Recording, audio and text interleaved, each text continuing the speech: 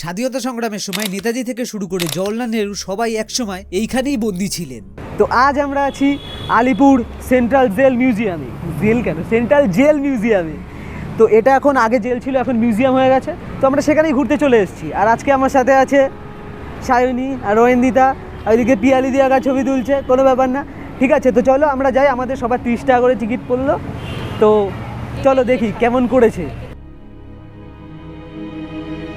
তো এই Alipur central jail September মাসে 2022-এ প্রথম মিউজিয়ামে রূপ পায়। তো তাই জন্য আমি আর আমার বন্ধু প্রথম কোনো জেল মিউজিয়াম দেখবো বলে বেরিয়ে পড়ি।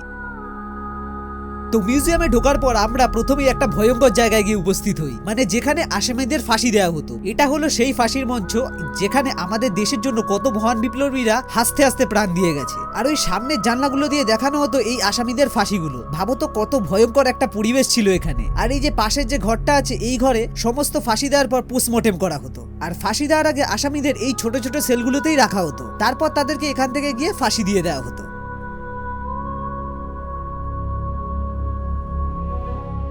মানে একটু তো ভাই কি বলবো, একটু তো গা ছমছমে ব্যাপার আছে। আর একটু হলে তো কষ্ট তো লাগেই, যে যারা দেশের জন্য প্রাণ দিয়েছে তারা এই জায়গাতেই তারা শেষ প্রাণ ত্যাগ করেছিল। মানে যাই না ভাই, একটা তো অট ফিল হয় ভাই। আমাদের ফাঁসির মঞ্চ দেখা হয়ে গেছে। এবার আমরা নেতাজি সেলের দিকে আস্তে আস্তে এগোচ্ছি।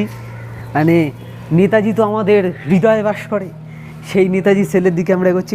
এটাই কি নেতাজির সেল ছিল না? আর মনে আমাদের ওপরে যেতে হবে। এখানে ছোটোখাটো অনেকগুলো সেল আছে, তোমরা দেখতে পাচ্ছ। ও নেতাজি সেলটা মেনলি ওপরে না?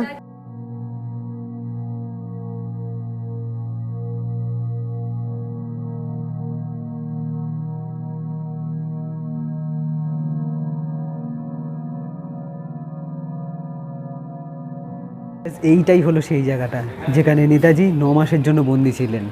এই যে এইখানে বন্দি ছিল মাত্র 9 মাসের জন্য। এই হচ্ছে সেই লোক যে পুরো ইংরেজদের হাড় কাঁপিয়ে দিয়েছিল। আর এই হলো সেই, ওটা 2 তলায়। আর ওপারে চিত্তরঞ্জন দাস, তারপর ওরা ছিল। আর এইখানে আমাদের ছিল নেতাজি। এই যে একটা মূর্তিও করে দেওয়া আছে। তো এটাই আমাদের সবথেকে বড়। আর সবথেকে বড় কথা কি বলতো, ভাবলে অবাক লাগে, এই মাটি দিয়ে, এইখান দিয়ে একসময় নেতাজি হেঁটেছে। সেইখান থেকে আজকে আমরা হেঁটে যাচ্ছি। সত্যি কথা বলতে ওনাকে দেখলে আজও যেন মনের ভেতর একটা আলাদা শক্তি পাই। একটা কথা আছে না, তিনি যে একজনই, যাহার নেই কোনো মৃত্যু, শুধু আছে তার জন্ম। এমন একটা জায়গায় এবার গিয়ে পৌঁছাই যেখানে একসাথে 50 জন কয়েদিকে রাখা হতো, মানে যেটাকে সাধারণ সেলও বলা হয়।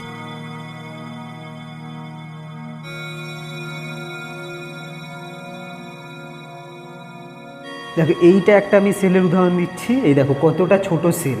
এই দেখো এই একটা ছোট সেল, আমি একদম কোনায় গিয়ে কথা বলছি। এই যে কোনায় পৌঁছালাম, এই দেখো এইটুকু হলো সেলটা। আর এখানে কেউ নেই, শুধু আমি একা আছি। আমার সত্যি এখন ফাটছে ভালো মতোই, কিন্তু আমি তোমাদের দেখাবো। ভাবো, এই দেখো আমি বিশ্বাস হচ্ছে না, দেখো আশেপাশে কেউ নেই, শুধু আমি এইখানে তোমাদের ঘুরে ঘুরে দেখাচ্ছি। এই হচ্ছে সেরকমই আর একটা সেল। এইখানে আর একটা সেল আছে। এগুলো হচ্ছে সাধারণ সেল। এখানে কোনো কয়েদি এরকম পার্টিকুলারলি কোনো কয়েদি এরকম নাম ঠাম লেখা নেই। এখানে হচ্ছে সব, যেটা বললাম আমি শুরুতে, যে সব কয়েদিদের একসাথে এরকমভাবে রাখা হতো। তো মানে একবার ভেবে দেখো ভাই, যে মানে কতটা চাপের ব্যাপার এরকম একটা ছোটো ছোটো সেলে থাকা। আমি পরের ওই ব্লকটাতে যাচ্ছি, পরের ব্লকে দেখি কেমন আছে।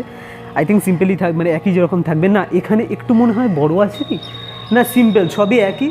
এখানে মনে হয় এই যে এরকম একটা ছোট জায়গার ওই ওপরে শুধু একটা জানলা, এরকম একটা ছোট হচ্ছে সেলে এতজনকে একসাথে রাখা হতো।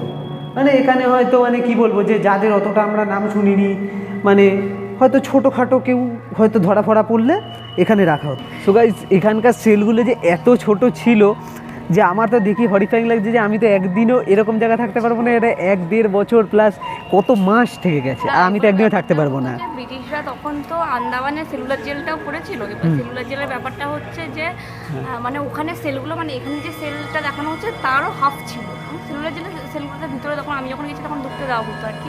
এবার এখান থেকে ধর, এখানে তো পার্মানেন্ট, যেহেতু মানে স্পেসটা তো অনেকটা কম, এবার অতটা পার্মানেন্ট যাদেরকে মানে কোনোদিনই ছাড়বে না। ওরা দ্বীপান্তর, যেটাকে তখন ভালো হতো আন্দামানে সেলুলার জেল, ওখানে যাদেরকে কোনোদিনই ছাড়বে না এরকম লোকজনকে ওখানে পাঠিয়ে দেয়। আন্দামান মানে সেই কালাপানি বলে না কি বলে ওইটা? আন্দামানে মানে হ্যাঁ, আন্দামান নিকোবর আইল্যান্ড যেটা। আচ্ছা আচ্ছা আচ্ছা। এবার ওখানে সেলুলার জেলটা বিশাল বড়, একদম বঙ্গোপসাগরের ধারে একদম। এবার ওখান থেকে অনেককে ইয়েতে সমুদ্রে ছুঁড়ে ফেলে দেওয়া হতো। এবং ওখানে মানে ওখানের ব্যাপারটা আরো অনেক টাফ ছিল, মানে এখানের থেকে ওখানে ব্যাপারটা বেশি হরিফাইং। তাহলে বারবার ওদেরকে সেল যাদেরকে ধর মানে নেতাজির মতো, নেতাজিকে না ছেড়ে দিচ্ছিল এরকম যারা আর কি বারবার এখানে থাকলে অনেকজনের সাথে একসাথে বিদ্রোহ করতে পারবে, সেটা যদি না করতে পারবে বারবার ওদেরকে শিফট করিয়ে দেওয়া হতো আর কি। আর ওখানে আরও প্রচণ্ড অত্যাচার করা হতো এবং মানে কোনো কিছু ট্যাফু দেখলে ধর 4-5 তলা, আমার ঠিক মনে পড়ছিল সেলুলার জেলের হাইটটা কত, 4-5 তলা, ওখান থেকে একদম সমুদ্রে ছুঁড়ে ফেলে দেওয়া হতো। এরপর আমরা ওখান থেকে চলে যাই জওহরলাল নেহরুর সেলে, যেখানে জওহরলাল নেহরু 3 মাসের জন্য এখানে বন্দী ছিল। আমরা এইমাত্র জওহরলাল নেহরু সেলটা দেখলাম, আর এই যে পেছনে দেখছে এই জায়গাটা ইন্দিরা গান্ধী ছিল। ওই এই কোথায় গেল, এই যে এইখানটা ইন্দিরা গান্ধী ছিল, ওই ইন্দিরা গান্ধী না। সব ইনফরমেশন খুব সুন্দর করে এখানে দেওয়া আছে, এখানে সব লেখা আছে, ইভেন কিউআর কোড দিয়ে পুরো ইনফরমেশনগুলো ভয়েসে বলে দিচ্ছে। খুব ভালো লাগছে এসে, মানে প্রচন্ড ভালো লাগছে। এইটাও বলার জন্য আমাকে ব্লগটা খুলতে বলে। ঠিক আছে, থ্যাংক ইউ গাইস।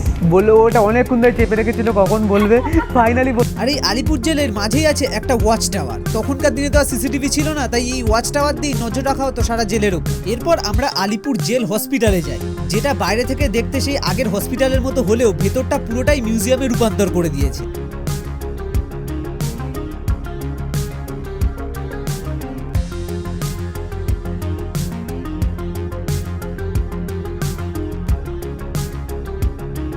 এখানে পুলিশ মিউজিয়াম বলেও একটা জায়গা ছিল, যেখানে সমস্ত বিপ্লবীদের ব্যবহৃত যত বন্দুক, যত বোমা সবকিছু এখানে সংগ্রহ করে রাখা ছিল। আর এখানে এক্সিবিশন হল বলেও একটা জায়গা ছিল, যেখানে দুর্গা ঠাকুরও আমাদের দেখা হয়ে গেল ভাই। তারপর এই জেলের সাথে লাগাও একটা তাঁতকল ছিল, যেখানে আসামিদের তাঁত বুনতে বাধ্য করা হতো। এরপর আমরা এসে পৌঁছাই জেলের সব থেকে ট্রমাটাইজিং একটা জায়গায়, মানে যেখানে জেল আগে যেরকম দেখতে ছিল সেরকমই রাখা হয়েছে, কোনো রকম রেনোভেশন করা হয়নি। সেরকমই ভাঙা দেওয়াল, ভেতরটাও সেরকমই অন্ধকার যেমন আসল জেলে হয়। আমি তো দেখে ভাই পুরো বাক্যরুদ্ধ হয়ে গেছিলাম।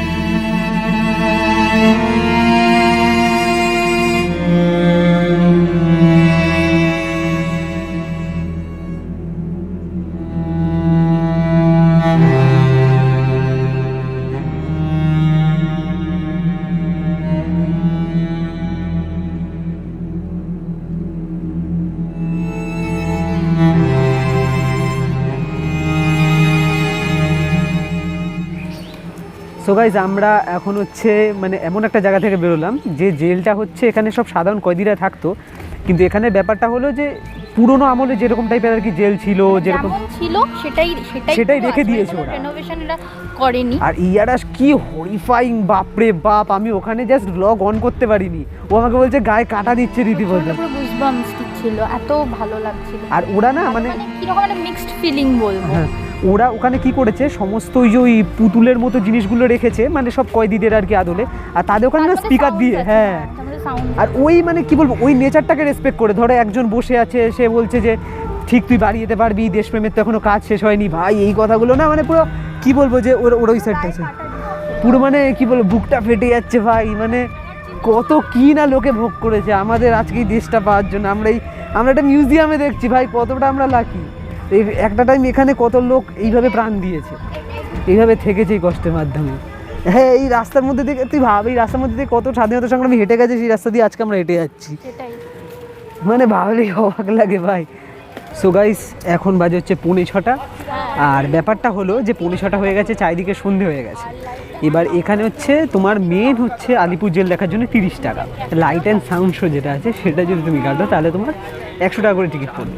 ব্যাপারটা কী হয়েছে, আমাদের যখন সন্ধে হয়ে গেছে আবার কবেই আলিপুর জেলে আসবো তো যাই না, তাই আমরা এক্ষুনি ঠিক করলাম যে 100 টাকা দিয়ে আমরা টিকিটটা কেটে নিই, তাহলে একেবারে মানে পুরো জিনিসটা কমপ্লিট করেই একেবারে যেতে পারবো। যে আমরা আবার শুরুর দিকে এলাম, টিকিট কাটলাম, এখন আবার যাচ্ছি আমরা লাইট অ্যান্ড সাউন্ড শোটা দেখতে। তো লাইট অ্যান্ড সাউন্ড শোতে স্ট্রিক্টলি ভাবে আমাকে বারণ করেছিল যাতে আমি ভিডিও না নিই, তো তার জন্য আমি ভিডিও নিইনি, কিন্তু ওখানে বেশিরভাগ জেলের হিস্ট্রি সম্পর্কেই দেখানো হয়েছিল। তো সারাদিন এই জেল মিউজিয়াম ঘুরে বাড়ি যাওয়ার সময় একটা জিনিস খুব মনে হচ্ছিল, এই স্বাধীন ভারত পাওয়ার জন্য কতজনেরা কত বলিদান না দিয়েছে, কিন্তু আমি আমার দেশের জন্য আর কতটুকুই বা করতে পারলাম।